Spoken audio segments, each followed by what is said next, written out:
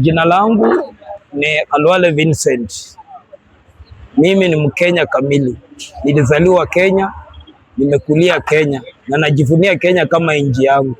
Siku ya leo mimi ninafurahia, najivunia kwa sababu waliotangulia walituletea uhuru, na hii uhuru tunaona tunatembea ndani mwake na tunafurahia kama Wakenya. Mimi kibinafsi naweza sema ni asante kwa waliotangulia kwa sababu ya kutuletea uhuru katika nchi yetu ya Kenya. Uhuru ambao ninayo kwa sasa, niko uhuru kwa sababu ninaweza tembea kila mahali katika nchi yetu ya Kenya. Ninaweza ingia kona zote za nchi ya Kenya bila kuzuiliwa, bila kukataliwa.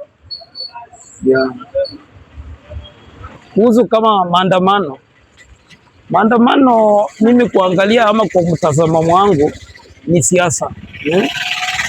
Hiyo inaletwa na wanasiasa, na kulingana vile Kenya saa hii mahali ambapo tumefika, tukitaka tusonge viwango vingine, lazima siasa tuachane na siasa ile ya kuleta uchochezi na chuki katika nchi yetu ya Kenya.